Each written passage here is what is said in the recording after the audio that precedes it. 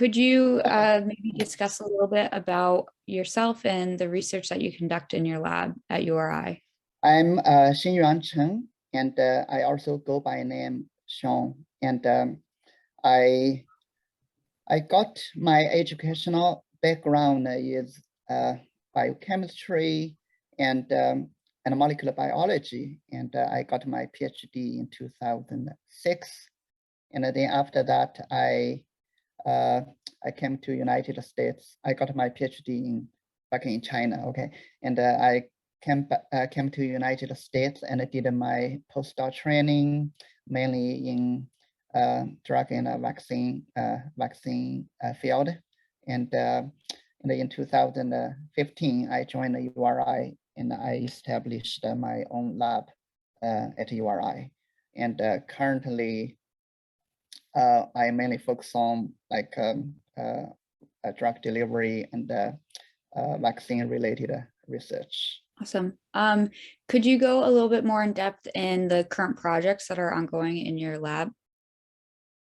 Yeah, so currently we have two funded projects. And the first one is to develop a physical radiofrequency adjuvant. And the second one is to develop a virus-like particle-based universal influenza vaccine. And for the first project, the aim is to develop a physical adjuvant to safely and conveniently boost vaccine-induced immune responses. And the second project is to use our recently developed proprietary virus-like particle platform to develop a universal influenza vaccine. And the purpose is to generate the cross protection against multiple influenza virus strains. And also, we don't need to have the annual vaccination, not like the current seasonal influenza vaccine, which needed to be like manufactured and vaccinated each year. And also, current seasonal influenza vaccine can only protect the virus strains used to make the vaccine. That sounds really interesting. Can you talk about some of the techniques that are used for each of those projects? I also wanted to add, there is another project we are doing in my lab. So that is a laser-based drug and a vaccine delivery project. Okay, so for this project, we use laser to generate tiny skin channels in the skin surface to facilitate the transdermal drug and a vaccine delivery. And specifically, we focus on direct powder drug and a vaccine delivery. Okay, which means that we use the laser to generate the channel, and then we topically apply the powder drug and a vaccine coated patches to deliver drugs and vaccines into the skin.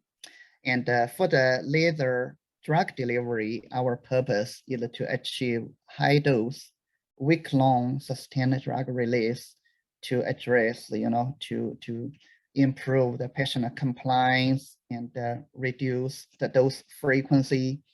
And for the laser vaccine delivery project, our purpose is to develop a laser system which has inherent adjuvant effects. So we will be able to achieve better immune responses as compared to the current needle-based injection delivery. And on the other hand, we don't need to do the needle injection. So potentially for laser delivery project, we wanted to develop some needle-free vaccination technology, which can induce better immune responses than current needle-based injection delivery. So overall, there are two funded projects and one drug and a vaccine delivery project in my lab.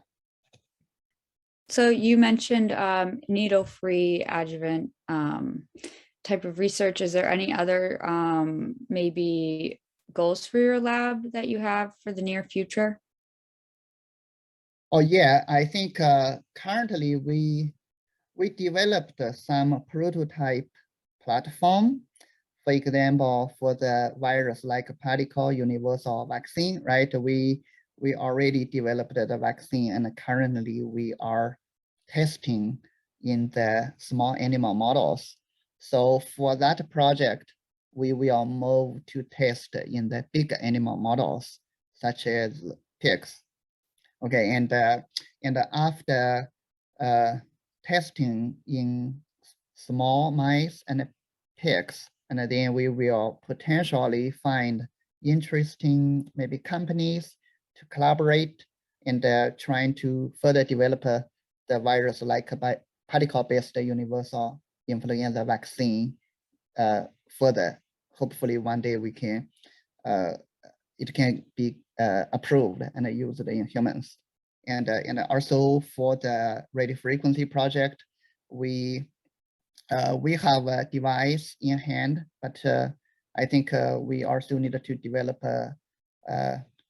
potentially our own device, and then potentially get it patented, and then try to do further test in also big animal models and in humans.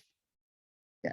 So the short-term project is to conduct the preclinical studies for what we already developed, and also to further develop our own system, which one day may be used in humans. Yeah. That sounds really interesting. So besides animal studies, what other types of techniques do you use in your lab? Yeah. So for the virus-like particle project, so we use like molecular cloning techniques and protein expression techniques, and also some affinity column purification techniques. And for the radio frequency vaccine adjuvant project, and also for like a laser vaccine delivery project. And we use like ELISA to measure serum antibody titer, and we use flow cytometry to monitor the cellular immune response. And we also do some other like a cryosection. We wanted to cryosection like to evaluate histology regarding the safety of the vaccination.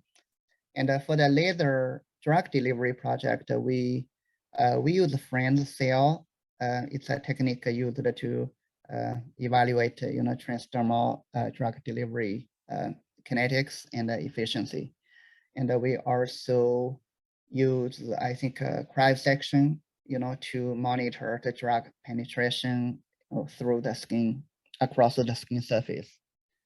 And you also already mentioned animal models. Yeah, we mostly use mice to test the safety and efficacy. And we also have a pig animal model. So we haven't conducted the pig study yet, but the protocol has already been approved, and we plan to conduct the pig study in the near future.